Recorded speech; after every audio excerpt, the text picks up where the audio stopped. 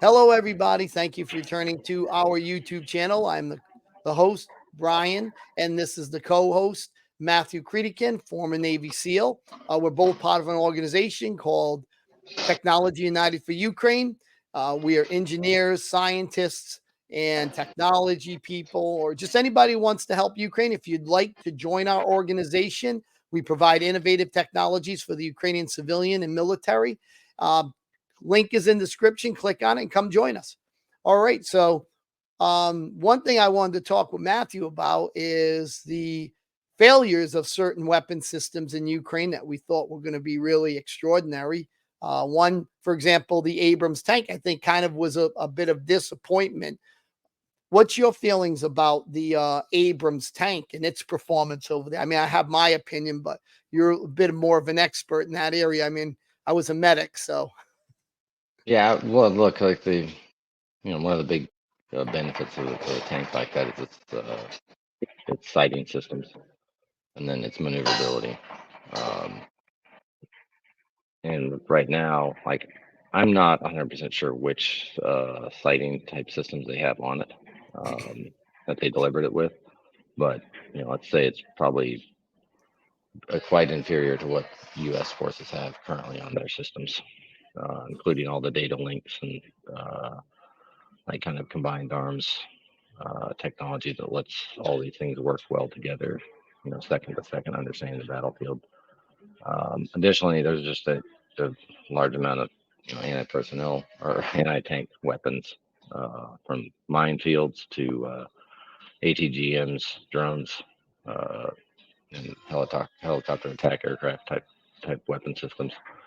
Um, and the classic thing is like you don't move your tanks without infantry support.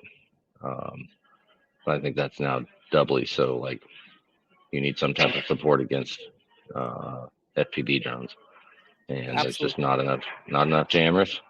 Yep. Um, Yep. Not the right kind of jammers necessarily. Um, so any kind of action moving forward, and then not the right kind of protection systems for the tanks as well.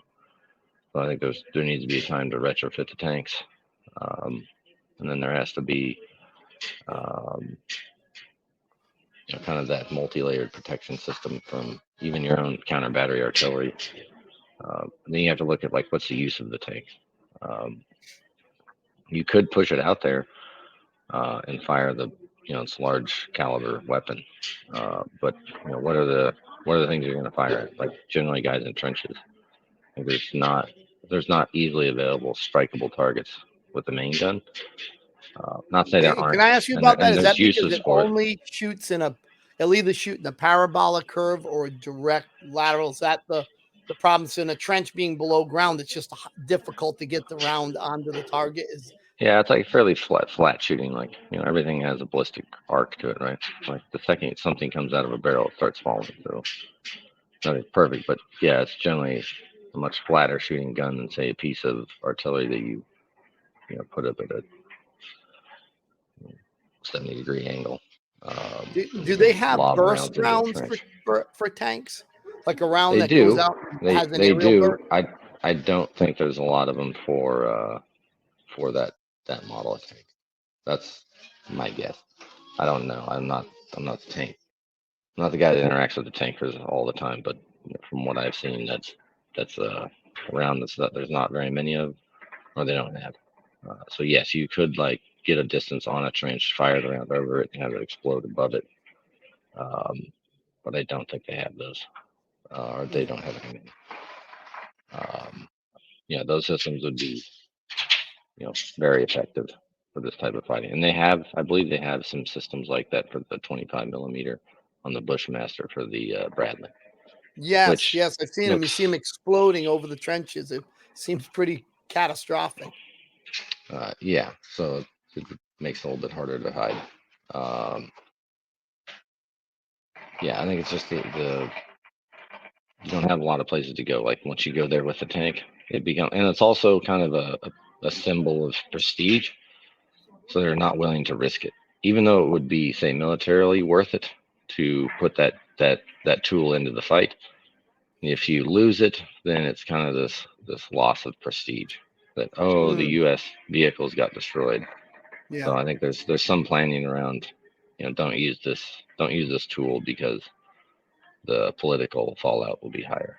Yeah, they already said Um, that they pulled a lot of them back from the yeah, front just because the loss of an Abrams tent. That is, it's an icon of the U.S. yeah, military, and the FPV drones were taken up. They're putting them cages on the Abrams now. They're kind of retrofitting them with all that kind of stuff to protect them yeah, more and from the drones. there needs to be better active protection systems like the U.S. has them, Israelis have them. Um, if and when the Ukrainians get them, we'll see. I wouldn't be surprised if the Ukrainians have some stuff on the drawing board to do kind of a slightly lower tech version of like a shotgun type system that can knock out, at least the slower flying UAVs that come in, um, and then more,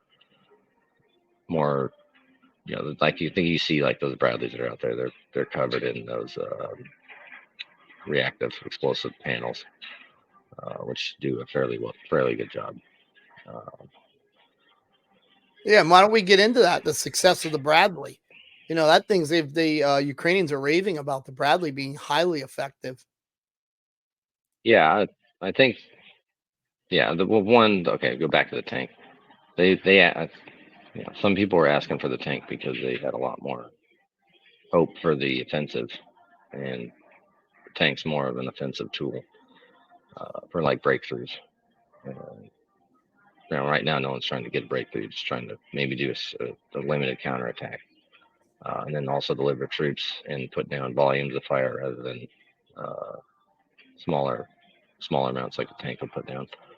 Um, so yeah, I think it's and it seems that active or the reactive armor panels seem to be fairly effective, and you keep hearing reports of these guys surviving even when they do disable and destroy the tank.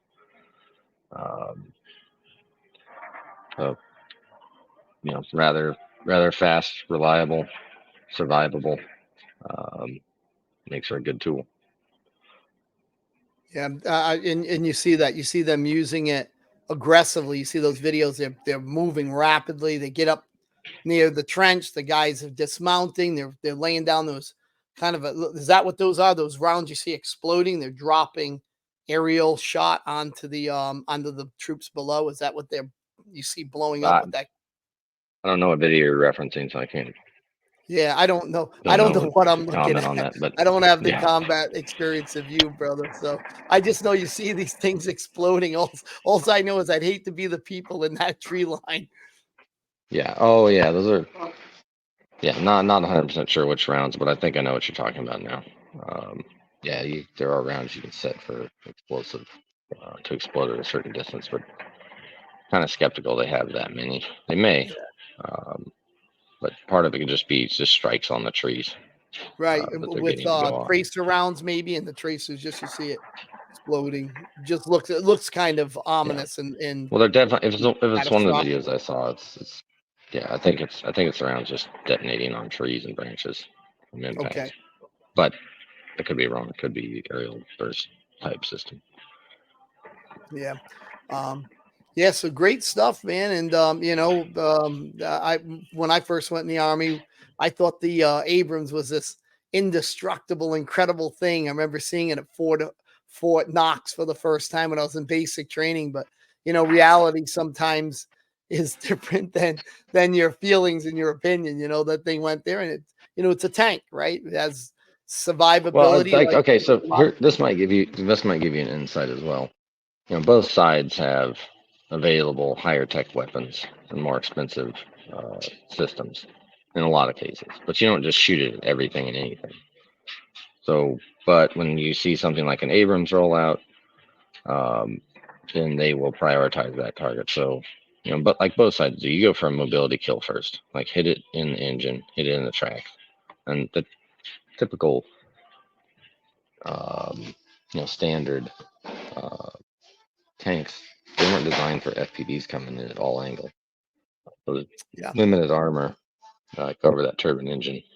Um, so you take that out, then the thing's immobile, and then you can drop artillery on it. You can drop glide bombs on it. You basically have the time to go hit it with a bunch of stuff. And I think some of these tanks that they got taken out, they sent a lot of stuff at them. So even though they survived for a while, you put 5, 6 FPVs into the thing, you're going to start finding weak points, start blowing off reactive panels and everything else. And so until it doesn't really matter what tank it is. You have the latest Merkava tank with its close-in active protection system.